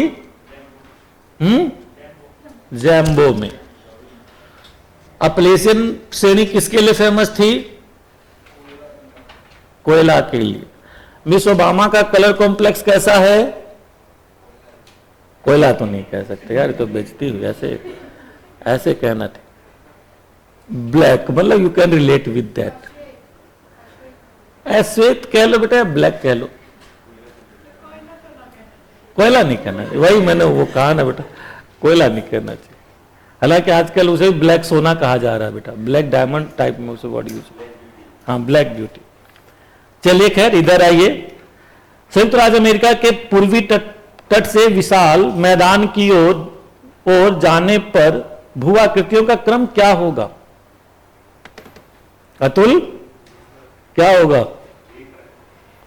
इसका मतलब अतुल को झटका पेपर में ज्यादा लग गया, इसीलिए इसका माइंड हवा में उड़ गया है। लेट आया था, मैं देख भी नहीं था। हाँ, कुछ नहीं देखा। हाँ। और एक बात और मैं आप सभी को बता दूं, जल्दी ये होगा कि टेस्ट में किसी की एंट्री बेटाइम नहीं होगी। यदि 5 से 10 मिनट लेट हो गया तो 11वें मिनट एंट्री बंद हो जाएगी, क्योंकि यूपीएससी में बेटा 11वें मिनट में बंद हो जाती है। और मैं बताऊं, हमेशा सेंटर पर बहुत पहले पहुंचो, कम से कम 15 से 20 मिनट। ये भी आपका सेंटर है, डिसिप्लिन यहीं से डेवलप होता है। आखिर सोचो टेस्ट क्यों करवाया जा रहा है, इतनी मेहनत हम लोग क्यों करते? ये पेपर बनाने में कितना टाइम लगता है आप लोगों को पता है? 3-3, 4-4 घंटे लग जाते। इसके कई लेवल पर गुजरती है, तो भी देखो कहीं ना कहीं गलतियां हो जाती। एक आध हमारे से भी 2-4 टाइपिस्ट से हो गई, फिर हमने करेक्ट किया, फिर रह गई एक आध। क्यों? ताकि आपके अंदर डिसिप्लिन पैदा हो। अभी से 15 मिनट पहले जाओ। यदि आप लेट हो गए तो बच्चों तुरंत माइंड सेट आपका इधर उधर जाएगा, और एक बार माइंड सेट इधर उधर हुआ, पेपर गया। हमेशा पहले पहुंचो। चलो, तो पहला क्या? पिडमोन प्लेन, फिर आपका ब्लू रिज, अपलेशियन, अल्गेनी। देखो क्या यही तो होंगे? देखो यहां पे बेटा, ये पिडमोंट प्लेन देखो अपने मैप में, ये सब पढ़ाया हुआ, इतना बड़े डिटेल चीजों को डिस्कस किए हुए, उसके बाद भी देखो पिडमोंट होगा। वहीं पे देखो प्लेसियन में कई सारी रेंज दिखाई दे रही होंगी, ब्लू रिज भी होगी, प्लेसियन भी होगी और अल्गेनी भी होगी, तीनों रेंज अगल बगल होंगी। देखो वहीं पे दिखाई दे रही कि नहीं? ब्लू रिज भी होगी, वहीं बगल में वो भी अल्गेनी भी होगी। देखो ध्यान से, सारे होंगे वहां पर। पश्चिमी कोर्डिलेरा की सबसे ऊंची चोटी एकदम मजाक हुआ है, क्या आंसर है? तुम नहीं बताया तो बहुत धुलाई करूंगा तुम्हारी। बोलो बेटा। माउंट मैकिन्ले किए हो ना? हाँ ठीक है, पर डाउट फिर क्यों है? कनाडा का देशज क्या है? इनूट है। निम्नलिखित उत्पाद फसलों पर ध्यान दीजिए, उपरोक्त में किनके में यूएस सबसे आगे है? बिल्कुल तीनों में आगे है, मीट, सोयाबीन एंड मक्का। निम्नलिखित एंग्लो अमेरिका राष्ट्रीय उद्यानों पर ध्यान दीजिए, ये सब चर्चा में बने रहते हैं, इन सबको ध्यान देना। हालांकि मैं ख्याल से नाम आप लोग कई पहली बार सुन रहे होंगे। जेस्पर, येलोस्टोन, बैंफ और Yosemite. Number 3 Yellowstone national park सुना होगा आप लोगों ने, आपके मैप में दिया भी होगा। देखो येलोस्टोन नेशनल पार्क दिया होगा, ग्रेट प्लेन्स के बगल में देखो दिया होगा, जहां प्रेरीज लिखा हुआ है, येलोस्टोन दिया हुआ है। देन फिर वहीं पर योसेमाइट मोजावे डेजर्ट जहां पे स्थित है ग्रेट बेसिन के रीजन में, देखो योसेमाइट भी दिया होगा। मिला कि नहीं? नहीं है? होगा उसमें, मिल गया। फिर विनीपेग के ऊपर जब जाओगे कनाडा साइड में, वहां पर जेस्पर है और बैंफ है, ये वाला शायद आप लोगों में नहीं दिया होगा। ये दोनों आप में शायद नहीं दिए होंगे, या दिए हैं? नहीं दिया, कोई बात नहीं। इन दोनों के बेस पर आंसर निकालो जल्दी से, क्या आंसर होगा? इन दोनों के बेस पर निकाल दो आंसर। ऐसे कर नहीं निकलेगा, ये आंसर ए होगा, ए आंसर होगा। जेस्पर नंबर 1 है, नंबर 2 आपका, एक मिनट, नंबर 2 गलत हो गया है, फिर आंसर सी होगा। फिर एक येलोस्टोन 3, आंसर सी होगा इसका। ये एक मिनट, क्या बेटा? रुक जाओ, पहले रुक जाओ। ए का मतलब जेस्पर है, 1 हो गया। फिर नंबर 2 बी का 1, येलोस्टोन जो है वो होगा नंबर 3, इसमें आंसर, अच्छा हाँ 3। फिर नंबर 4 देखो योसेमाइट, डी का 4, डी का 4, सी का 2। तो आंसर किस में जाएगा भाई?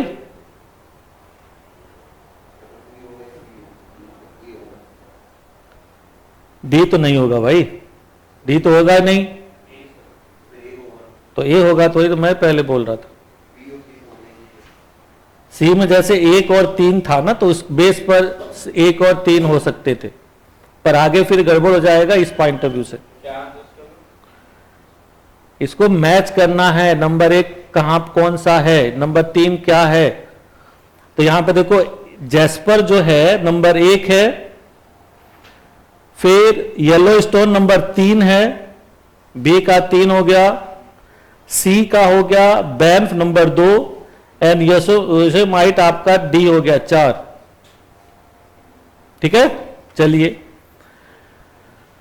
फिर आपका क्वेश्चन हो गया, अगले 2 मानचित्र पर आधारित है। उपरोक्त में से 4, 5, 6, 7 से कूटित क्षेत्रों में कौन सा डेथ वैली औजार्क के कूट हैं? बताओ। ये भी सब पढ़ाया था।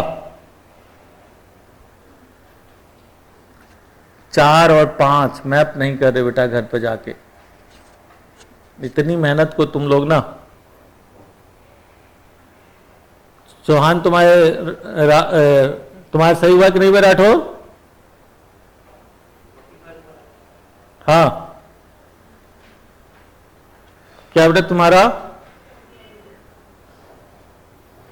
मैप तुम्हारा सही कि नहीं भाई? तुम्हारा गलत बात है, थोड़ा मैप करो।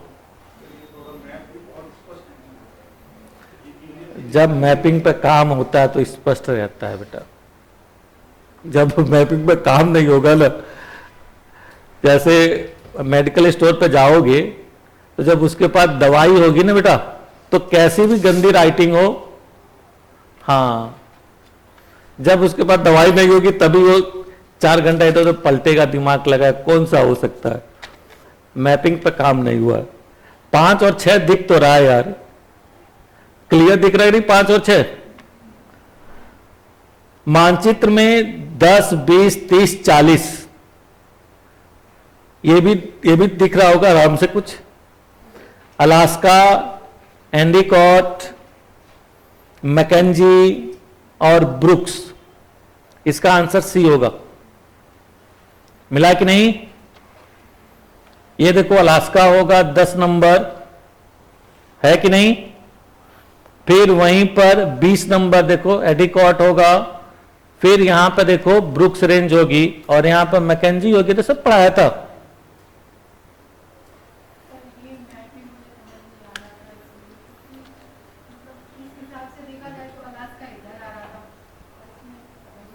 क्यों बेटा? ये देखो यही अलास्का होगा ना, ये वाला पॉइंट।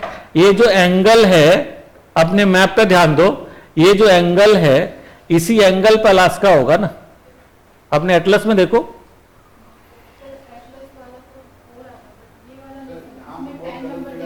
हाँ 10 नंबर जो बुक्स है इसके अनुसार 10 नंबर पे तो ब्रुक्स नहीं होगा बेटा, ब्रुक्स तो एकदम ऊपर है ना।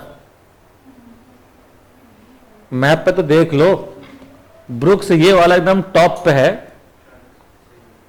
सही है, उसमें कहीं पे ऐसा कुछ है। वो जब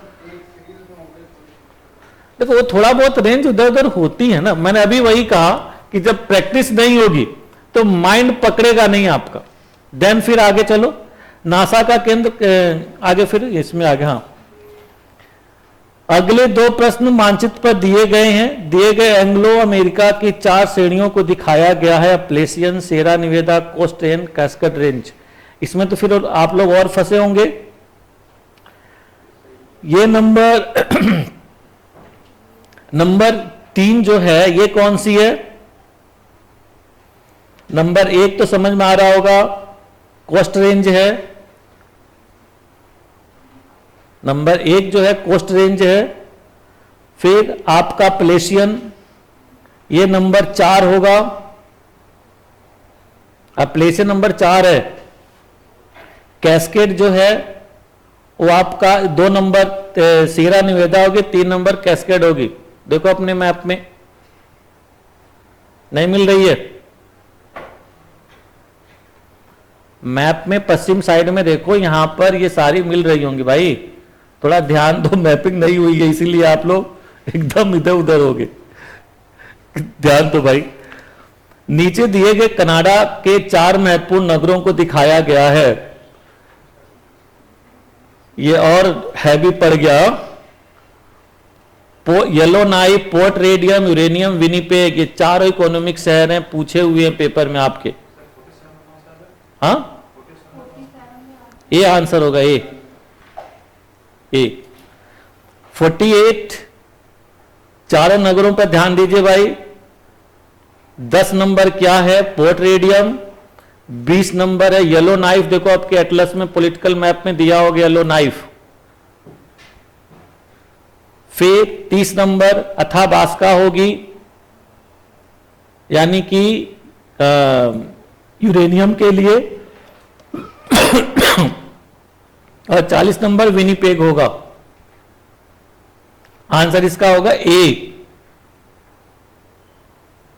सब ऊपर ऊपर से गुजर गया, सबके बम्बार्डिंग हैवी हो गई है। नासा का केंद्र कहां पे? ये मतलब चलो ठीक है। कुछ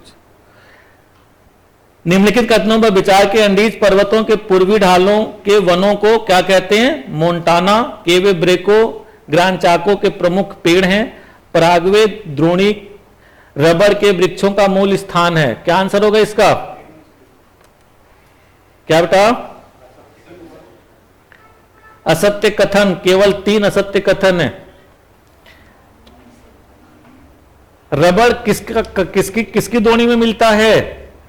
अमेजन के, अमेजन का वो पेड़ है। इसीलिए देखोगे रबर की खेती हमेशा विषुवत रेखी क्षेत्र में होती है और कहीं नहीं होती है, समझे? अपने इंडिया में भी देखोगे जनरली कहां होती है? केरला में होती है। ये बड़ी खास बात। चलिए, केवे ब्रेको यानी केवे मतलब कुल्हाड़ी, एक्स, ब्रेको मीन्स तोड़ देने वाला, इतना मजबूत लकड़ी जो लोहे को भी तोड़ दे। अर्जेंटीना विश्व में मांस निर्यात करने वाले बड़े देशों में से एक है, बिल्कुल सही बात है। दक्षिण अमेरिका में वेनेजुएला एक प्रमुख खनिज तेल उत्पादक।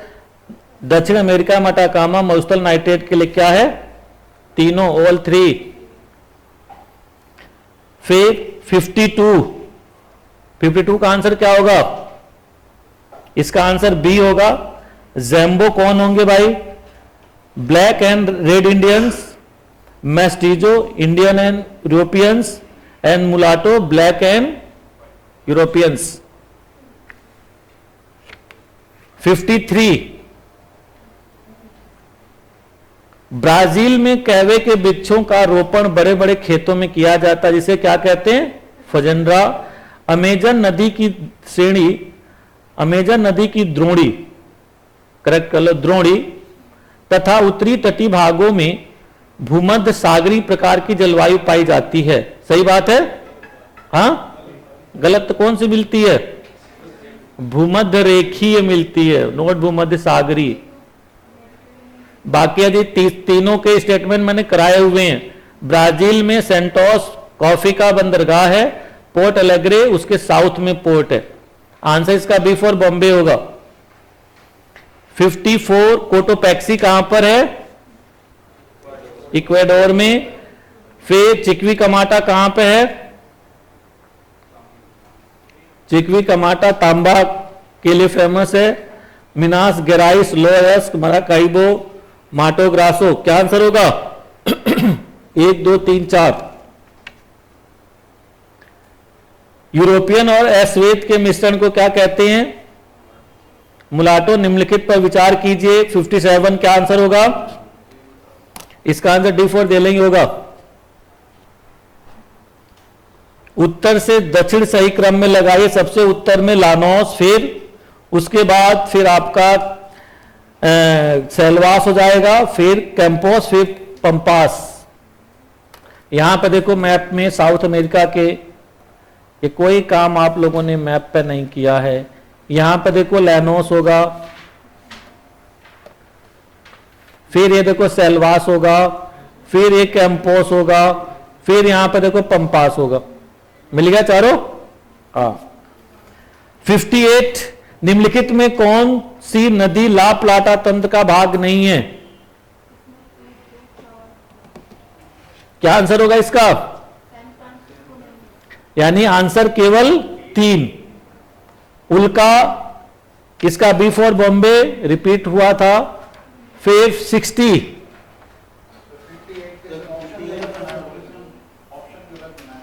अच्छा, हाँ केवल करेक्ट बाद में हुआ। देखो केवल 3 होगा, डी में करेक्ट कर लो, केवल 3। अब देखो करेक्ट टाइपिंग में कहां मिस्टेक हो गई है। हाँ वो थोड़ा हो गया बेटा। 58 का डी कर लो, केवल इसमें 3 होगा, 4 नहीं होगा।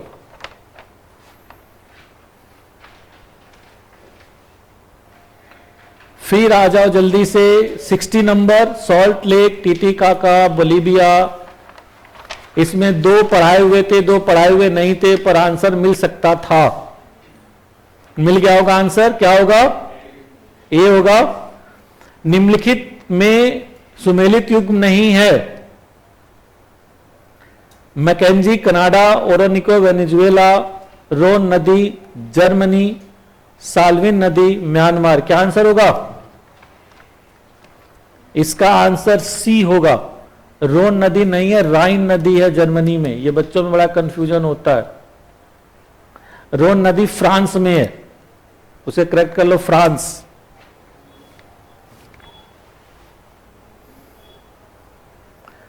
फिर अगले में देखो 60 number, Brooks Range, USA, Apennines Italy, Arakan Yoma France, and Pennines आपका ये होगा ग्रेट ब्रिटेन। मैच कर लो, आंसर ए होगा। निम्नलिखित से सुमेलित युग्म नहीं, असुमेलित युग्म चुनिए। Nefud Saudi Arabia, Nevada Canada, Selvas Brazil, Pampas Argentina. क्या आंसर होगा इसका? बी। आप लोग ध्यान रखना, कनाडा में कोई डेजर्ट नहीं मिलता है, और सेरा निवेदा आपको बताया भी था वैसे। निम्नलिखित पर विचार कीजिए, यूरुग्वे, पोलैंड, ऑस्ट्रिया, माल्डोविया, ये सब चर्चा में है। माल्डोविया, पोलैंड वगैरह ये सब यूक्रेन के बाउंड्री के आसपास है। अभी आप लोगों ने देखा होगा, हमारे बच्चे जब रिकवर हो रहे थे माल्डोविया ये सब यहाँ पे पहुंचे हुए थे अलग अलग कंट्री में। तो ये सब ध्यान रखना, हो सकता है कभी राजधानी पूछ दिया जाए। काला सागर यूक्रेन, बुथनिया की खाड़ी यूक्रेन, अच्छा काला सागर स्वीडन, काला सागर यूक्रेन कर लो, बुथनिया की खाड़ी स्वीडन, ब्यूफोर्ट कनाडा, मैक्सिको की खाड़ी यूएस संयुक्त राज्य अमेरिका। क्या आंसर होगा इसका? सी। 66 उत्तरी अमेरिका में बहने वाली निम्नलिखित नदियों पर ध्यान दीजिए, दक्षिण से उत्तर सही क्रम। क्या आंसर होगा भाई दक्षिण से उत्तर? दक्षिण से उत्तर इसका आंसर होगा, सबसे पहले जाएगी आपकी कोलोराडो नदी, रियो ग्रांडे नदी होगी, देन फिर कोलोराडो, फिर Columbia, then Yukon. Answer C होना चाहिए, आंसर सी। मैप में देखो, ये यहीं पे कोलोराडो नदी होगी, यहां देखो, यहां पे कोलोराडो, ये कोलंबिया, यहां पे वो है रियो ग्रांडी, यहां पे कोलोराडो, यहां पे कोलंबिया, और ये देखो यूकॉन। तो आंसर क्या हो जाएगा? बी कहां होगा? दक्षिण से उत्तर है ना, आंसर देखो दक्षिण से उत्तर है। सावधानी हटी, दुर्घटना घटी। 67 Angel Falls, Venezuela, Campos, Chile, एंडीड, उत्तरी अमेरिका, एरिजोना, संयुक्त राज्य अमेरिका। बताइए क्या आंसर होगा? सी आंसर होगा। 1 और 4 सही है, 2 और 3 पेयर गलत है। फिर 68 विश्व में अत्यधिक वर्षा का केंद्र है? मोहसिन राम। ये तो मजाक में प्रश्न कई बार डाल दिए जाते हैं कि बच्चा कभी कभी टफ करते करते ना, आप लोग फिल्म्स में देखना, टफ क्वेश्चन करते करते अचानक इजी जब क्वेश्चन मिलता है ना, नहीं यार इतना इजी नहीं पूछ सकता, यार इतना इजी नहीं पूछ सकता, कुछ ज्यादा सोचने लगते हैं और उसी में गलत लगा देते हैं। संयुक्त राज्य अमेरिका की बृहद झीलों का क्रम क्या होगा भाई? पूर्व से पश्चिम। सबसे पहले ओंटारियो होगी, फिर एरी होगी, फिर मिशिगन होगी, फिर आंसर सी होगा इसका, यूरन मिशिगन सुपीरियर। तो थोड़ा सा काम करो बेटा, मैपिंग के बिना कोई दुनिया नहीं है। किसका बेटा? 66 सबसे दक्षिण में नदी से कौन सी? ग्रांडी। रियो ग्रांडी है दक्षिण सबसे, उसमें इसके हिसाब से तो ये होगा ना। क्या बेटा? अभी 1 मिनट रुक जाओ। ये देखो रियो ग्रांडी होगी, तो रियो ग्रांडी 3 है ना, रियो ग्रांडी 3 है। फिर कोलोराडो होगी, कोलोराडो 4 है,